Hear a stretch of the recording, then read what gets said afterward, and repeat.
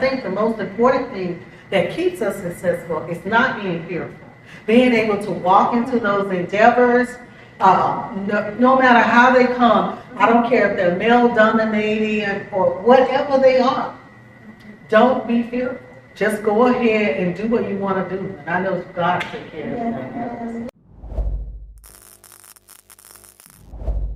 Welcome to Millionaire Girl Media, and I'm so happy today to have Dr. Gena Humphrey here. She works with NASA. She is incredible. Can you give a brief introduction of your background and current role at NASA? Okay, so my name is Dr. Gena Henderson. I'm currently a supervisor of Integrative Operations at the John F. Kennedy Space Center, where I work for NASA.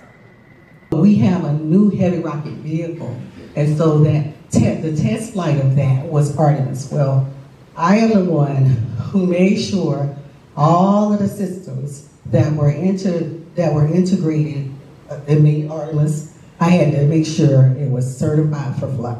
That's incredible. And I was inspired by the fact that you were able to be I believe, the first African American to actually achieve the engineering degree at, it was at UCF. Okay, so UCF. Okay, so yeah.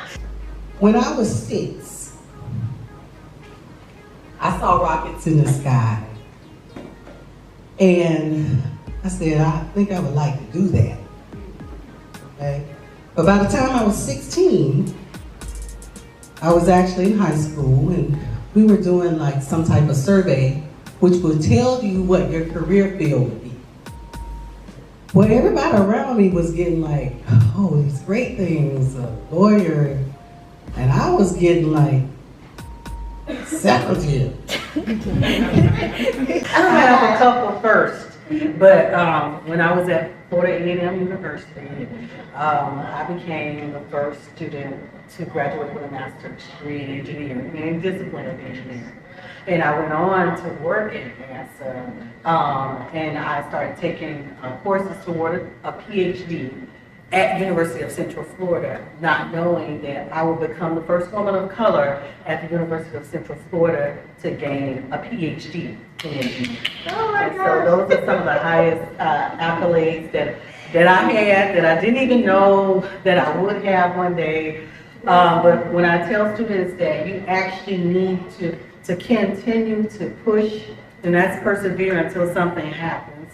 I tell students that all the time, because you don't know what you can uncover by just going and doing whatever you like to do. Mm-hmm. So how did I do it? You know, well, today, as I aspire to inspire you, I want to give some examples of success. We're going to talk about rejection.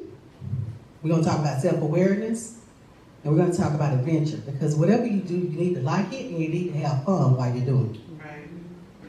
But I want to leave you with some tools. The tools are very simple.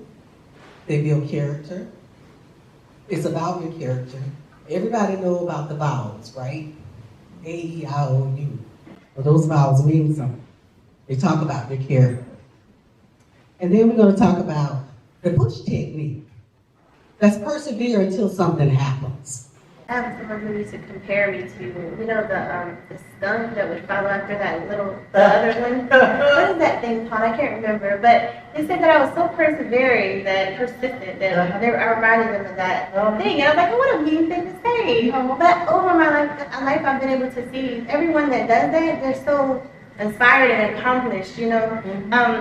You persevered through a lot. You said you did, you went to college, you did the math major, and you were just so brilliant that now you're working at NASA. You actually did Artemis, right? Mm-hmm. And now you're working on developing for Artemis 2, and you just work like 2 days a week, and you have a team that you supervise. Well, I work 5 days a week. Yes. I go on site 2 days a week. You only go on site 2 days a week? Okay, you work 5 days a week. Right.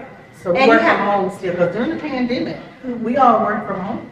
That is so amazing. And only the essential people that needed to do something for the vehicle would actually go in. So do you fly to your site, to go on site? No. Oh, it's in No, I drive. It's about 51 miles from Sanford. Oh. So it's a drive. It's like getting stuck in Orlando traffic. Right. If you're going to Disney, it's like getting stuck in Orlando traffic if you're going to Disney. That's the thing that had caught my eye. I'm actually majoring in computer science here at BSU. All right, girl, you want an internship? Yes, ma'am. Okay. Okay. What? Summer is out. I've already chosen my summer student. Okay. But sometimes things come up. It's the pay stipend. Okay. It's about $8,000. But the question that I had, thank you for that offer. That is so.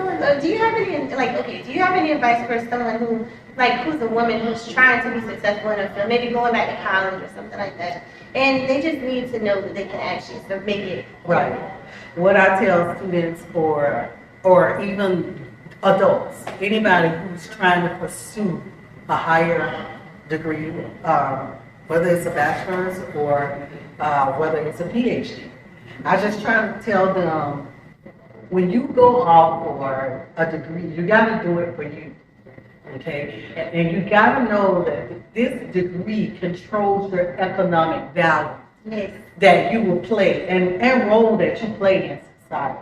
Everybody don't have to go to college to be successful, because I know there are a lot of students right now that's actually entering the military, okay? But they're entering the military, But a lot of them entering into the military because they're using it as an avenue to pay for college. So they're getting educated through the military, they're traveling.